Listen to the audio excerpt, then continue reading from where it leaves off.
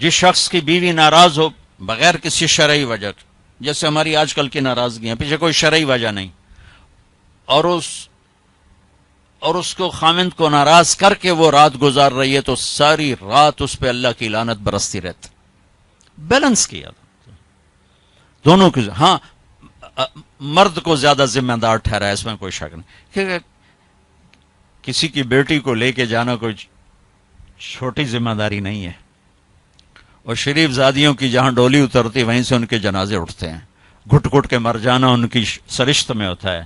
طلاق ہمارے یہاں ایک لعنت ہے کہ گزارا نہیں ہوتا تو بھی کر گزارا، نہیں ہوتا کر گزارا. ایسے موقعوں کے لیے تو اللہ نے جدائی کر رکھا. میں اپنے گاؤں میں تھا، ایک بچی رات کو دیہات، رات کو چھوٹا بچہ لے کر، وحشت زدہ. ارے کہاں سے آئی ہو؟ کہا جی میں فلاں جگہ، میں نام لیں، فلاں جگہ سے آئی ہوں. کیا کرنا ہے؟ کہا جی مجھے میرے خامد سے بچاؤ، مجھے طلاق لے دو. میں نے کہا بیٹی اپنے ماں باپ سے کیا، میرے پاس کیا کرنے آگی؟ کہا جی وہ کہتے ہیں تو نے طلاق لی تو ہم تمہیں قتل کر دیں گے، اور میرا خامد روزانہ مجھے مارتا ہے، آج تک کوئی دن ناغا نہیں، روز مجھے مارتا ہے، اللہ کے واسطے میری جان بچاؤ. کہ بیٹی میں کیا کر سکتا، میرے پاس آنسوؤں کے سوا کچھ بھی نہیں. میں تو یہ دعا کر سکتا ہوں، رو سکتا ہوں، اور میں کچھ نہیں کر سکتا. میں تمہارے خاندانی معاملات میں کیسے دخل دوں؟ ہاں میرا کوئی رشتہ ناتا ہوتا تو پھر میں کوئی دخل دیتا، لیکن میں تمہیں جانتے نہیں تم کون ہو.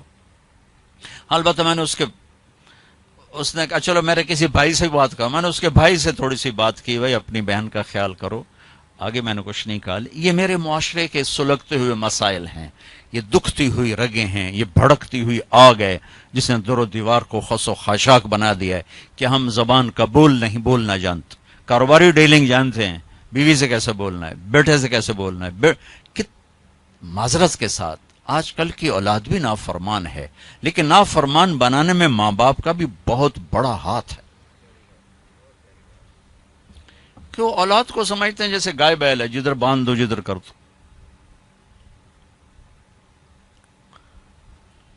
ابھی چند دن پہلے وہ باؤں ہمارے گھر پہنچ گئی، میرے گھر کو پہنچ جی وہ ماں باپ شادی کرنا چاہتے ہیں اور میں وہاں نہیں کرنا چاہتی، اور میرا باپ کہتا ہے تم مر جا میرے لیے، بھائی یہیں کروں گا اور کہیں نہیں کروں گا. اس کی عمر اتنی زیادہ ہے، میری عمر یہ ہے، 20-25 سال کا 20 میں فرق ہے. کہ میرا ادھر ہی کرنی ہے، نہیں تو تیری نہیں کرنی، بیٹھی رہو.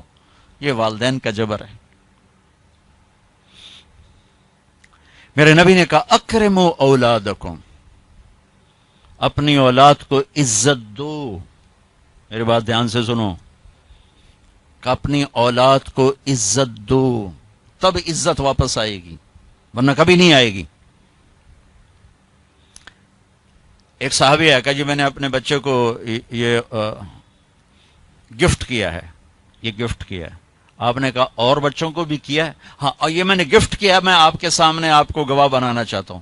تو آپ نے کہا اوروں بیٹوں کو بھی دیا ہے؟ کہا جی نہیں، اوروں کو نہیں دیا. کہا میں ظلم کا ساتھی نہیں بن سکتا، چلا جا واپس.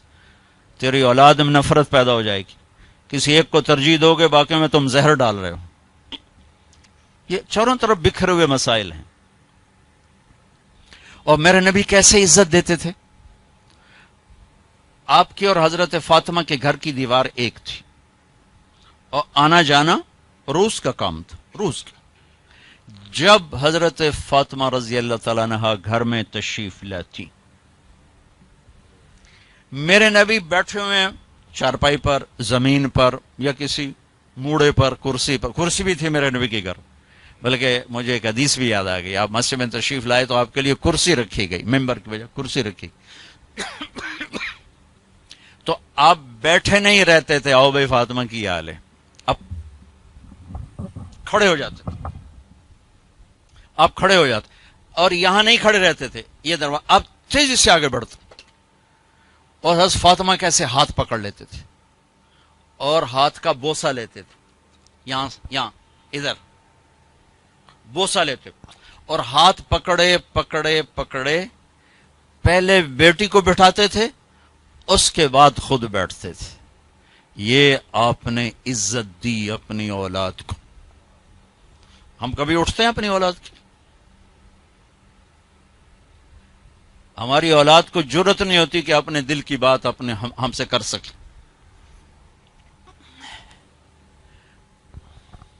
وہ ایک دوسرا ہے کہ ہم ان کو نہ نبی بتاتے ہیں نہ قرآن بتاتے ہیں.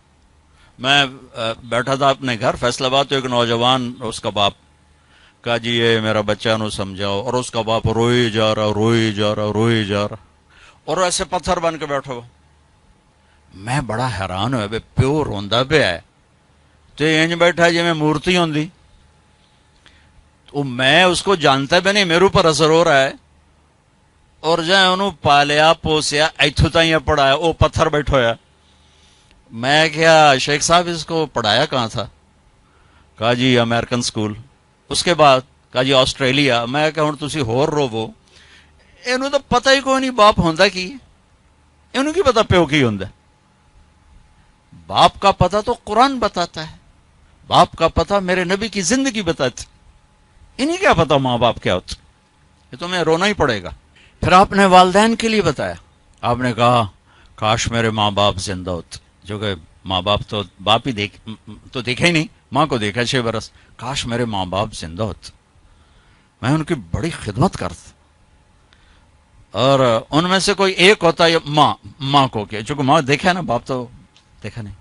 تو کہا میری یہ حسرت ہے کہ میں مصلی پہ کھڑا ہوتا اور میں عشاء کی نماز پڑھ رہا تھا، اور میں سورۃ فاتحہ پڑھ رہا تھا الحمدللہ رب العالمین، اور میرے گھر سے میری ماں مجھے کہتی محمد، تو میں ماں کے لیے نماز توڑ کے کہتا لبیک اماں جان. نفل نہیں، فرض نماز، فرض نماز. میں کہتا اماں جی لبیک، میں حاضر ہوں. یہ اپنے اپنی ماں کے لیے تمنا کا اظہار کی.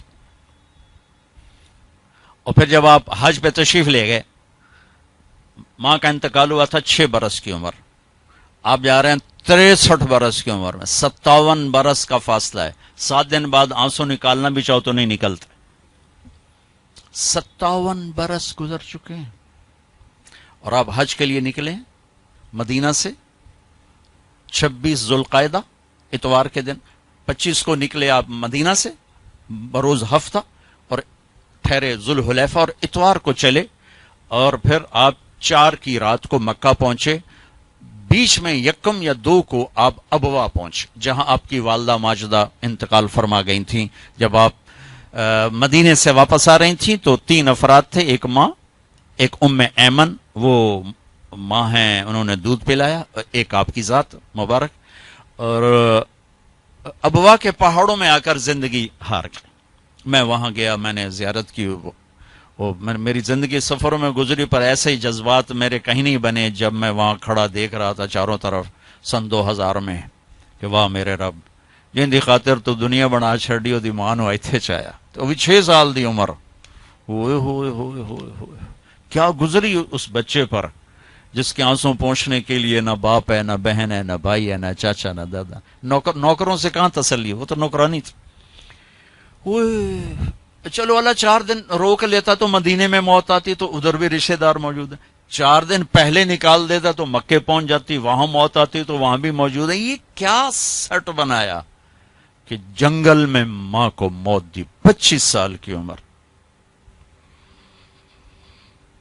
میں ہر دفعہ روتا ہوں جب میں یہ قصہ سناتا ہوں. میں ہزاروں دفعہ 2000 سے سنا رہا ہوں، 17 سال ہو گئے سناتے ہوئے، لیکن میرے آنسو نہیں تھمتے کہ میں وہاں پہنچ جاتا.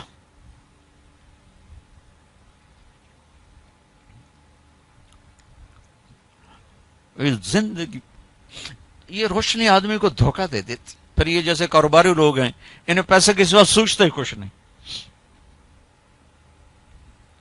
میں ایسے دیکھ رہا تھا، یا اللہ یہاں تھے، یہاں تو نے اپنے کیا گزری ہوگی میرے نبی کی ذات.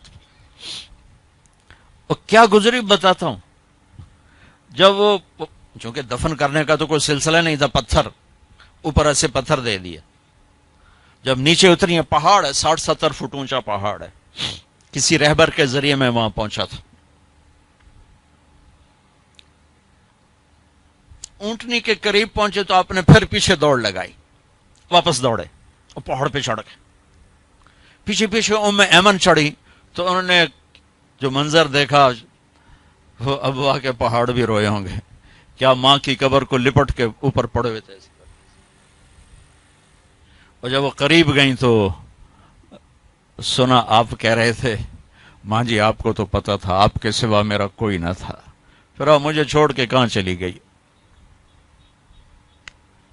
اللہ اکبر۔ ام ایمن نے کھینچا تو اٹھنے سے انکار کر دی، کھینچ کے لے گئی، اور مکے تک آنسوؤں کے سوا کچھ نہیں تھا۔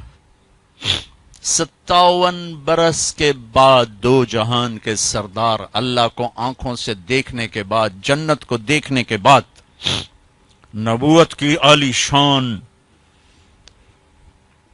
نعمت ملنے کے بعد، 9 بیویوں کے بعد، آپ ماں کی قبر کے پہاڑ کے نیچے آ کے اونٹنی روکی، سارا مجمع ساتھ ہے، اب ماں کی قبر کے سرانے احرام، اپریل گرمی، سننگا، یوں بیٹھے، گھٹنے اٹھائے، ہاتھ یہاں رکھے اور سر یہاں دیا، چھوٹے بچے کی طرح۔ پھر وہ ایسے روئے جیسے 57 سال پہلے کا 6 سال کا بچہ رویا تھا، اور پھر اتنا روئے کہ داڑھی سینہ سارا آنسوں سے تر ہو گیا، اور اتنے جذبات میں آئے کہ آپ نے آگے جانے سے انکار کر دیا، جیسے اس وقت انکار کیا تھا۔ آپ نے کہا میں آج رات اپنی ماں کے پاس گزاروں گا۔ سارا قافلہ آگے ابوا کھلی وادی، وہاں سب جا کے خیمہ زن ہو گئے، لیکن میرے نبی نے چند ساتھیوں کے ساتھ رات وہاں گزاری۔ یہ میرے نبی کے بتائے ہوئے رشتوں کی قدریں ہیں۔ ہم نے آج کل پیسے پر ہی تولنا شروع کیا ہوا ہے، سب کو پیسے پر ہی تولتے ہیں، بڑا آدمی ہے، چھوٹا آدمی ہے، میڈیوکر ہے۔ کیا مطلب؟ ڈھیر پیسے تو بڑا بندہ ہو گیا، تھوڑے تو میڈیوکر ہو گیا، بک ہے تو چھوٹا ہو گیا، فقیر ہو گیا۔ بھائیو، بڑا چھوٹے کا معیار اللہ کے ہاں اس سے نہیں ہے، بڑے چھوٹے کا معیار میرے رب کی بارگاہ میں میرے نبی کی غلامی پر ہے۔